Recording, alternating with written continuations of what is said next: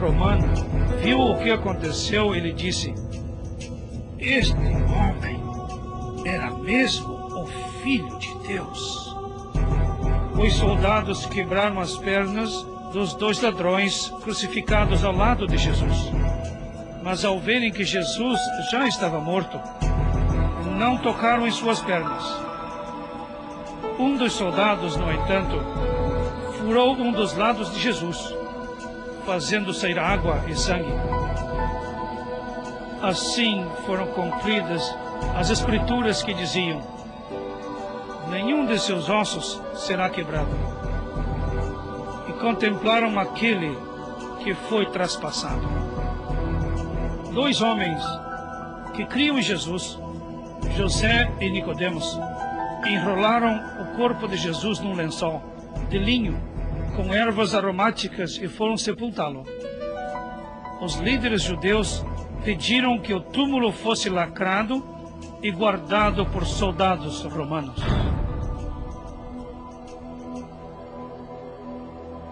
Três dias depois, houve um tremor de terra. E um anjo de Deus retirou a pedra que fechava a entrada do túmulo. Os soldados romanos fugiram apavorados. Alguns seguidores de Jesus ficaram muito confusos quando foram ao túmulo e viram que a pedra havia sido retirada. De repente, dois homens com roupas muito brilhantes apareceram e perguntaram-lhes: por que vocês estão procurando o vivo no meio dos mortos? Ele ressuscitou, não está mais aqui. Vocês não se lembram que ele disse que seria entregue nas mãos de homens pecadores, seria crucificado e no terceiro dia ressuscitaria? As pessoas então se lembraram do que Jesus havia dito. Na tarde do mesmo dia, Jesus apareceu no meio dos discípulos e disse: que a paz esteja com vocês. Os discípulos ficaram aterrorizados, pensando que fosse um fantasma. Então Jesus disse: olhem as minhas mãos e os meus pés, toquem em mim e vejam, fantasmas não são de carne e osso como eu sou. Tudo aconteceu exatamente do jeito que eu disse, pois todas as coisas que foram escritas a meu respeito na lei de Moisés, nos profetas e nos salmos precisavam acontecer.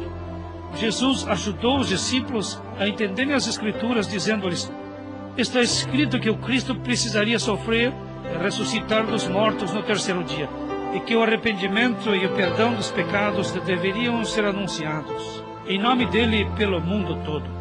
Vocês testemunharam todas estas coisas. Jesus apareceu a muitas pessoas, mostrando-lhes que estava vivo e provando de modo bem claro que havia ressuscitado.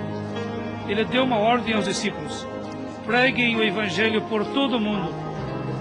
Passados 40 dias, Jesus anunciou aos discípulos: vocês receberão o poder do Espírito Santo e falarão de mim a outras pessoas, tanto em Jerusalém como em toda a Judeia e Samaria e até os confins da terra. Enquanto os discípulos olhavam, Jesus foi levado às alturas e uma nuvem o cobriu. Dois homens vestidos de branco perguntaram-lhes: por que vocês estão olhando para cima?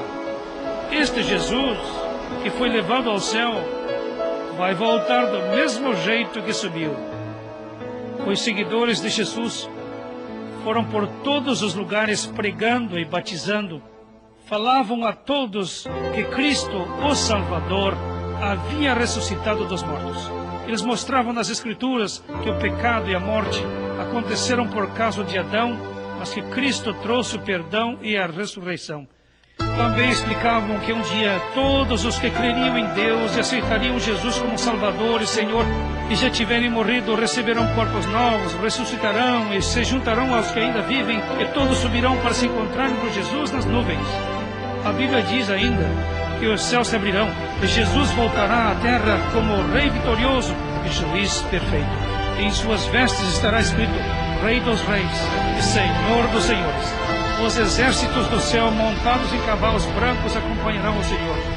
Jesus ficará em pé no Monte das Oliveiras, exatamente como disse o profeta Zacarias, e o monte se dividirá ao meio, e Cristo reinará sobre toda a terra. No entanto, depois de 1000 anos, Satanás enganará as pessoas mais uma vez. Porém, Deus enviará fogo do céu para destruir todos os seguidores de Satanás. Finalmente, Satanás, o enganador, será jogado num lago de fogo e será atormentado por todo sempre e sempre.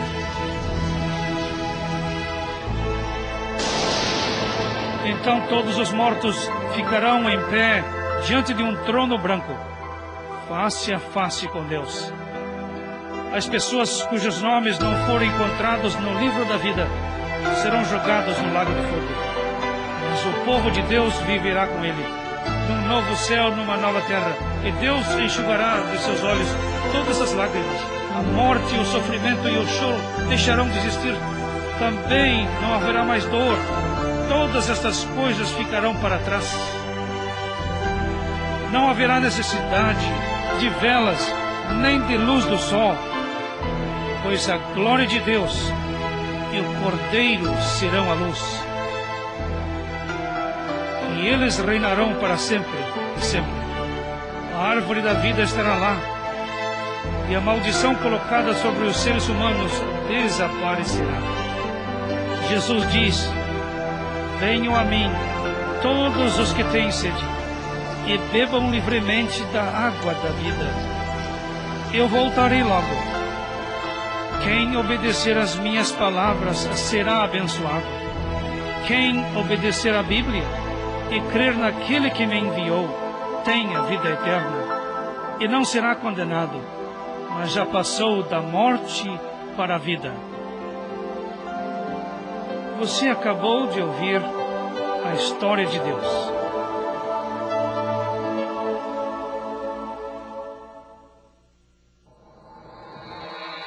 Como você viu, Deus, o Criador e doador da vida, preocupa-se conosco.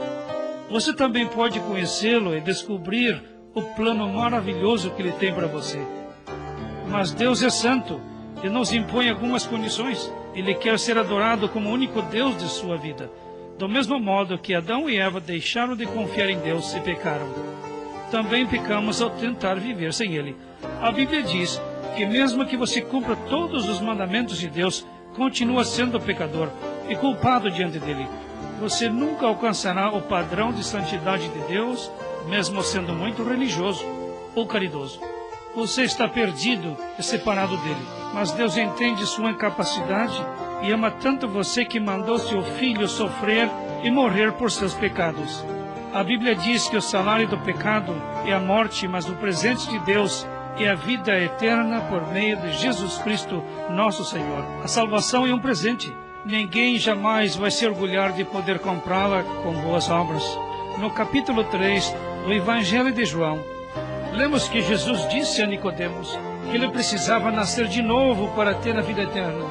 Você também tem que nascer espiritualmente para fazer parte da família de Deus. Deus é espírito e você não pode comunicar-se com Ele enquanto não tiver a natureza espiritual. Se você quer ser filho de Deus e quer aceitar Jesus como seu Salvador, converse com Deus nesse instante.